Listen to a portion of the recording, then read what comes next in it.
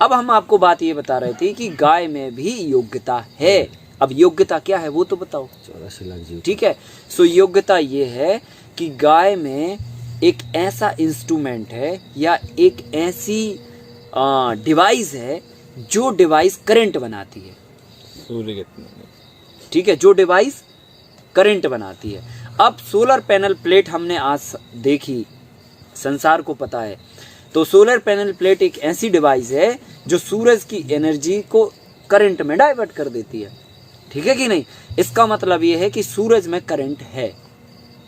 ठीक है कि नहीं? सूरज से बल्ब भी जल सकता है, पंखा भी चल सकता है और धरती से पानी भी निकल सकता है, मशीन भी चल सकती है। जब तक डिवाइस नहीं बनी थी तब तक हमें ये पता नहीं था कि सूरज से भी बल्ब जला सकते हैं अपन। सच है कि नहीं है? डिवाइस बनने के बाद पता चला। डिवाइस क्या है? एक इंस्ट्रूमेंट है ना, एक योग्यता है, एक इनोवेशन है, या जो भी कह सकते हो आप उसे। ऐसे ही हर एक जीव में कुछ ना कुछ स्पेशलिटी दी हुई है भगवान ने। सो गाय में जो स्पेशलिटी दी है, और खासकर भारतीय नस्ल की देसी गाय में, पूरे दुनिया के मानचित्र पर किसी भी जानवर में, किसी भी जीव में सूर्य केतु नाड़ी की व्यवस्था ईश्वर ने नहीं दी। भारतवर्ष की जितनी भी 36 प्रकार की देसी गायों की नस्लें हैं, उन सभी में सूर्य केतु नाड़ी की व्यवस्था है। और ये सूर्य केतु नाड़ी की योग्यता क्या है? ये सनलाइट से एनर्जी को कलेक्ट करती है और उस एनर्जी को दूध में, गोबर में और गौमूत्र में डाइवर्ट करती है, जिसके कारण भारतीय नस्ल की देसी गाय को मां कहा गया है। भारतीय नस्ल की देसी गायों की जो विद्युतता है उसको वेदों में और पुराणों में उल्लेख किया गया है।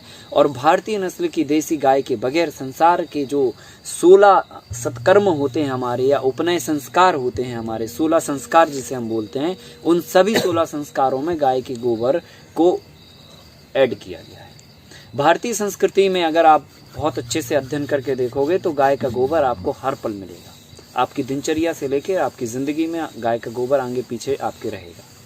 इवन जब हम गाँव में, घरों में, दरवाजे के सामने रोज़ गोबर का लीप करते हैं, तब हमें समझ में आता है कि ये हमारी संस्कृति का हिस्सा कैसे है।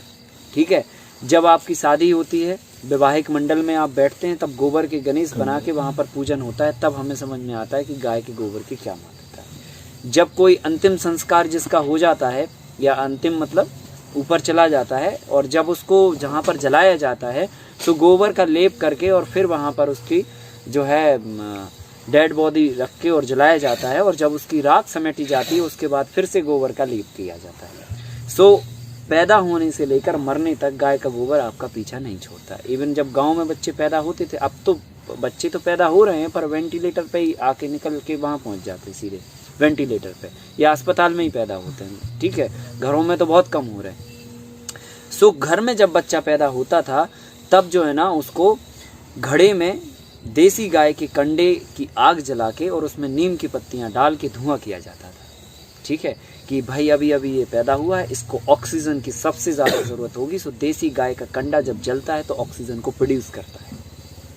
ठीक है, और उससे कोई भी बैक्टीरियल डिसीज़ उसके आसपास इर्द गिर्द उसको नहीं लगती है, इसलिए वहाँ से इसकी शुरुआत होती है। फिर आप कोई भी कथा या मंगल कार्य कराते हैं तब भी वहाँ पर गोबर का लेप किया जाता है। सो गोबर का लेप क्यों किया जाता है? कारण क्या? क्योंकि सूर्य केतु नाड़ी की वजह से गोबर में करंट होता है, और करंट का मतलब ये होता है कि गलत एनर्जी को रिफ्लेक्ट करना। समझ गए ना? घरों के दरवाजों पर हम गाय का गोबर इसलिए लीपते हैं कि जो है बाहर की कोई गलत एनर्जी आपके घर के अंदर प्रवेश ना करे। ये हमारी संस्कृति है। सो इसीलिए हम चंगे रहा करते थे पहले, और जब से हमने गोबर को हटाया और सीमेंट का घर बनाया, पाश्चात्य सभ्यता को हमने अपनी संस्कृति का हिस्सा बनाया, तब से कहीं जो है ये तकलीफ, कहीं वो तकलीफ, कहीं ब्लड प्रेशर, कहीं ये, कहीं शुगर, कहीं पता नहीं क्या क्या हो रहा है अब लोगों को, क्योंकि वो चीज़ें हमने हटा दी अपनी चीज़ों से। तो हमारी संस्कृति इतनी बारीक है और इतनी सटीक है कि आपको बीमार होने ही नहीं देगी, इतनी सटीक है। पर हम समझें तो, उसमें रहें तो, उसमें रहते ही नहीं हैं। हम निकल के बाहर आ गए, दूसरी चीज़ों को हमने अडॉप्ट कर लिया। तो गाय का जो गोबर का जो महत्व है, या जो यूरिन का जो महत्व है, उसका यूरिन का महत्व या गाय का महत्व इसलिए है क्योंकि उसमें सूर्य केतु नाड़ी होती है। ये उसकी योग्यता है गाय की। ठीक है, जैसे हर जीव में योग्यता होती है, ऐसी गाय में जो योग्यता है वो ईश्वर ने सूर्य केतु नाड़ी के रूप में दी हुई है। सो ये जब दूध प्रोड्यूस करती है या गोबर प्रोड्यूस करती है या फिर यूरिन प्रोड्यूस करती है तो इसमें करंट आता है, और वो करंट हमारे खेतों के लिए जब मिलता है तो बैक्टीरिया मल्टीप्लाई होते हैं, उनको एनर्जी मिलती है और ज़बरदस्त फिर पैदावार होती है। सो ये करंट हमें चाहिए खेतों के लिए, समझ रहे ना। सो गाय देसी होना बहुत ज़रूरी है। सबसे पहली टैगलाइन हमारी होना चाहिए कि गाय हमारी देसी होना चाहिए, इसका कोई दूसरा विकल्प नहीं है। जर्सी गाय के गोबर में ये ताकत नहीं है, भैंस के गोबर में ये ताकत नहीं है, ना तो भैंस के दूध में ताकत है, ना जर्सी गाय के दूध में ताकत है। ठीक है, हम लोग देसी गाय का दूध इसलिए हमारे पूर्वजों ने प्रेफर किया क्योंकि आप देसी गाय को देखोगे तो बहुत ज़्यादा सेंसिटिव होती है देसी गाय, समझ गए ना, बहुत ज़्यादा सेंसिटिव होती है। आप उसको टच कर दोगे तो वो पूरी बॉडी को कंपन कर देगी, इतना सेंसिटिव होती है क्योंकि एनर्जी है उसमें, है ना। अब आप जर्सी गाय को टच कर दो, उसको कोई नहीं लेना देना कौन टच कर रहा, उसको तो लगेगा खुजली हो रही, बैठी रहेगी और आराम से। भैंस को आप कर दो, उसको कोई नहीं लेना देना। कहावत भी बनी, भैंस के आगे बीन बजाने से कोई फायदा नहीं। प्रधानमंत्री की गाड़ी आ जाए उसको कोई लेना देना नहीं, वो तो खड़ी है तो खड़ी है, समझ रहे ना। तो अब हो क्या रहा है कि हम जर्सी गाय का दूध पी रहे, हम HF का दूध पी रहे, हम जो है ना भैंस का दूध पी रहे, तो नॉन सेंसिटिव जानवर का हम दूध पिएंगे तो हम भी कैसे हो जाएंगे, भैंस जैसे हो जाएंगे। तो अभी यही हालत है हमारी भी कि हम लोग जो है ना मतलब असंवेदनशील हो चुके हैं, हमारी संवेदनाएं कम हो चुकी हैं, समझ रहे ना। सो हमें जो है ना देसी गाय के दूध का इस्तेमाल करना है। कारण ये क्योंकि उसमें करंट है, बात खत्म, क्लोज, बस इससे आगे पीछे कोई नहीं लेना देना।